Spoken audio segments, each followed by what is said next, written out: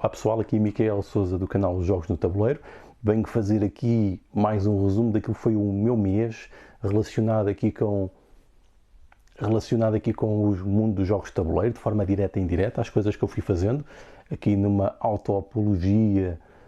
se calhar um pouco com pouca falta de humildade, mas para mim é importante registar isso, e registar isto aqui porque caso alguém tenha interesse, isto pode, e tem aberto algumas portas e tem gerado alguns projetos e colaborações, portanto isto é importante, pelo menos para mim, fazer isto. É um pouco individualista, obviamente, mas pronto, permitam-me isso, então pelo menos ter aqui este espaço de partilhar estas coisas individuais, porque pode também ter interesse para o coletivo, embora possa parecer um bocado pedantismo, mas vamos a isso. Então, este mês que passou, o mês de janeiro, foi um mês de mudanças, ou seja, eu ainda consegui, do ponto de vista académico, eu fui dar uma aula ao ISEC, que é o Instituto Superior de Engenharia de Coimbra, onde estive a dinamizar uma aula sobre planeamento sustentável, planeamento urbano, em que usámos um jogo para abordar a teoria da complexidade para os participantes. Eram 2 mesas de 10 alunos, onde, claro, mantendo todas as regras de segurança, obviamente, na altura em que ainda podíamos fazer aulas presenciais, em que cada grupo esteve a simular um processo de auto-organização urbana e depois, através de um jogo sério que eu criei também, em que isto fazia também parte do próprio jogo, eles estiveram a planear com restrições económicas, tentando atingir os princípios do desenvolvimento urbano sustentável. Portanto, foi uma das iniciativas que fiz. Depois isto já entrou em modo online, portanto, uma aula que eu tinha prevista para a Escola Superior de Saúde de Leiria, do Politécnico de Leiria, teve de passar para o modo online, mas fizemos também uma adaptação de jogos, usando outras ferramentas em que podemos ser inspirados por mecânicas de jogos de tabuleiro, mas transpostas para modelos online, e fizemos também um processo de reflexão e de aprendizagem coletiva sobre como resolver algumas questões ligadas a problemas que tenham surgido de saúde no âmbito da própria pandemia. Portanto, um exercício também para os alunos que eu acho que foi também interessante. E este foi um mês em que não tive, por exemplo, conferências nem esse tipo de coisas, mas estive de volta a trabalhar em alguns artigos relacionados com o meu trabalho, com a investigação, artigos relacionados com jogos e coisas semelhantes, da área de planeamento também, e estive também a trabalhar num modelo em que já estive a fazer um modelo de otimização sobre o qual vou construir um jogo sério para que depois os participantes possam tentar planear do melhor modo a localização de equipamentos. Uma coisa deste género, mas que seguramente depois, quando a coisa estiver mais explicada e desenvolvida, também irei aqui seguramente apresentar. Voltei a escrever para o blog, também de Jogos no Tabuleiro, que foi onde isto começou, foi com o blog, um blog que eu comecei a escrever na altura com o Edgar Bernardo, mas pronto, voltei agora novamente a escrever para lá e escrevi um texto, e se calhar vou continuar com estes textos assim mais de reflexão pessoal, que foi um texto sobre a reflexão entre aquilo que são, me parece que estão a surgir efeitos parasitários de ambas as partes, mas especialmente os jogos de mercados de massas que estão a cavalgar sobre algum do sucesso, embora possa não ser um sucesso esmagador em vendas de dinheiro, mas do sucesso que tem gerado até notícias da inovação e de como as pessoas estão a recorrer a estes jogos, mas que depois acaba por ser alterado, quase que a mensagem, para tentar dizer que as pessoas estão a jogar os jogos de antigamente, quando não é verdade. Nós sabemos que não é isso. Apesar de muitas terem comprado jogos, provavelmente compraram jogos antigos, aqueles que conheceram devido à pandemia e ao confinamento, e a terem de estar em casa e terem de ter atividades para fazer, por exemplo, com as crianças, mas nós sabemos que o grande fascínio pelos jogos de tabuleiro não é isso, mas sim são os novos designs e os novos tipos de jogos. Portanto, parece que há aqui alguns efeitos de parasitários. No entanto, os próprios jogos ditos modernos, não é? Os jogos de hobby, também se estão a adaptar e a ajustar para chegar ao mercado de massas, e também não sei até quanto é que isso pode ter efeitos positivos ou não. Mas foi uma reflexão escrita. Fiz um texto comemorativo também dos 1500 seguidores aqui no canal do YouTube. O canal já passou dos 1500, ou seja, eu penso que é um marco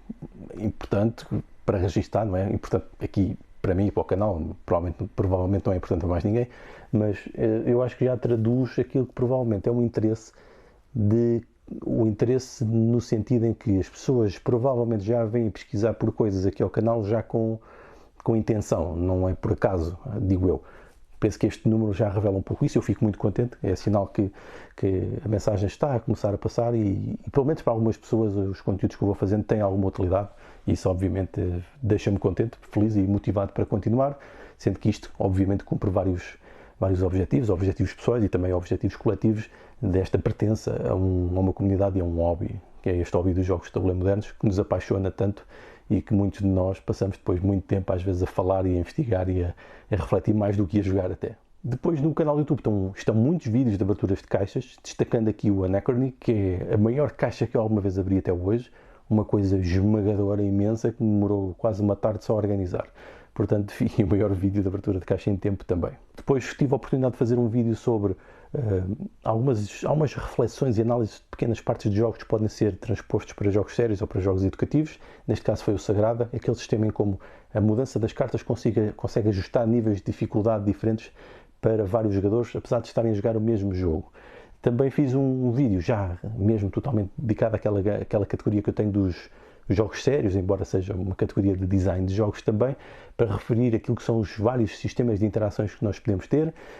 Por exemplo, se os jogos são competitivos, são cooperativos, são colaborativos, uma abordagem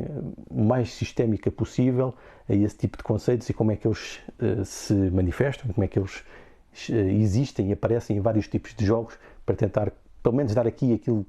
que é normalmente o tipo de definições que eu sigo neste tipo de abordagens. Depois fui fazendo também os habituais tops de recomendações que eu costumo fazer. Neste caso, pareceu-me que era, uma vez que,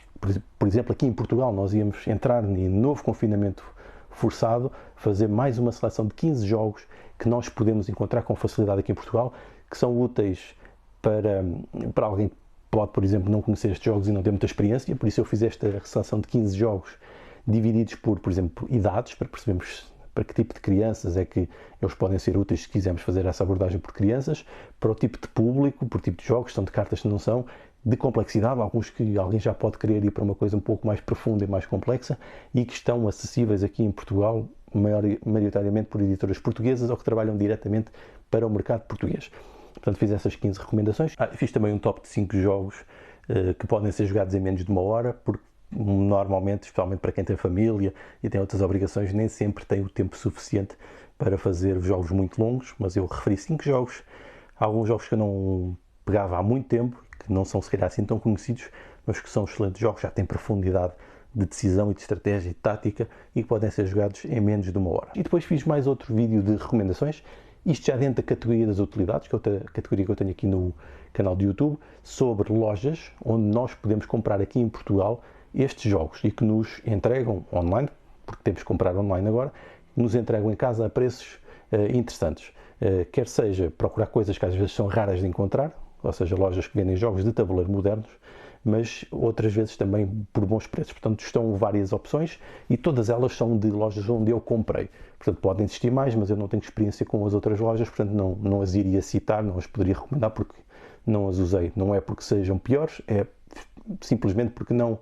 experimentei comprar nelas ainda. Depois fiz também 2 vídeos, um pouco de resumo do ano, uma vez que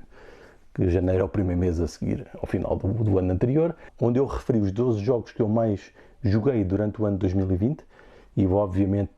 teve muita influência a pandemia, o tipo de jogos, a quantidade de vezes que eu os consegui jogar, e depois também os 10 jogos que eu mais gostei de jogar a solo, também por influência da própria pandemia, porque eu nunca tinha jogado tanto a solo noutros anos. E é uma coisa bastante recente, portanto também me pareceu que podia ter algum interesse na partilha e para trocarmos aqui algumas experiências e conhecimentos. Depois fiz mais um vídeo de análises rápidas de 3 minutos de Euphoria, Building a Better Dystopia, ou Construindo uma Melhor Distopia, em português, será qualquer coisa assim, que foi o jogo mais complexo que eu analisei em 3 minutos, que é realmente um desafio e se calhar até não se percebe nada por isso, porque foi tudo tão rápido, tudo tão rápido para poder depois falar dos prós e dos contras, que pronto, foi um teste e vou tentar fazer testes mais destes, tentando fazer também abordagens de jogos assim um pouco mais complexos neste novo formato. E apenas consegui fazer um tutorial e análise, e desta vez foi para o Tabernas do Val Profundo, ou Taverns ou Tifanal, penso que é assim em inglês, e é o tutorial que me foi possível fazer, está também disponível e obviamente este canal continuará sempre com estes tutoriais um pouco mais profundos e depois também com a minha análise pessoal por aqueles tópicos que eu normalmente costumo elencar, porque me parece que também é útil fazer este tipo de abordagem. E pronto, chega de monólogos, vou então despedir-me, espero que tenha sido também útil e vamos ver então o que é que eu conseguirei fazer para o mês que vem. Então vá, Deus!